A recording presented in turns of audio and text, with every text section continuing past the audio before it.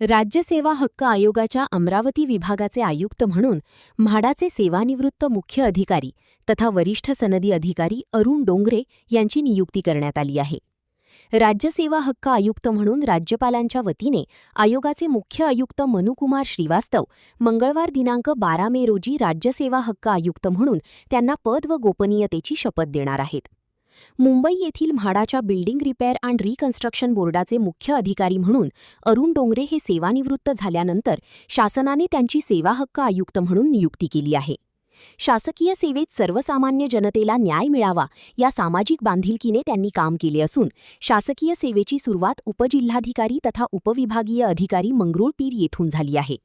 अमरावती विभागात मूर्तिजापूर, दारवा, अचलपूर येथे उपविभागीय अधिकारी म्हणून काम केल्यानंतर अतिरिक्त जिल्हाधिकारी अमरावती तसेच महसूल उपायुक्त अमरावती व नागपूर या पदावरही काम केले आहे. अमरावती महापालिका आयुक्त म्हणून शहराच्या सर्वांगीण विकासासोबतच ऑनलाईन इमारत परवाना पद्धत लागू केली आहे.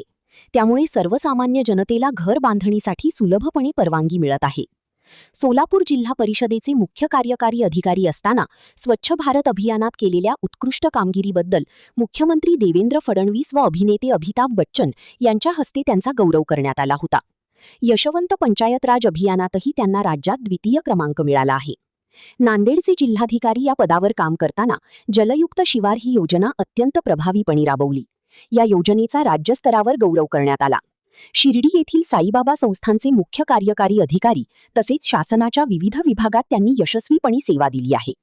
मुंबई येथील म्हाडामध्ये मुख्याधिकारी असताना इमारतीमध्ये राहणाऱ्या नागरिकांना त्यांचा हक्क अबाधित राहावा, त्यांना वेळेत भाडे मिळावे व इमारतीचे नियोजित वेळीत बांधकाम करून पुनर्वसन करण्यासंदर्भातील महत्त्वपूर्ण शासन निर्णय त्यांच्या कार्यकाळात निर्गमित करण्यात आला.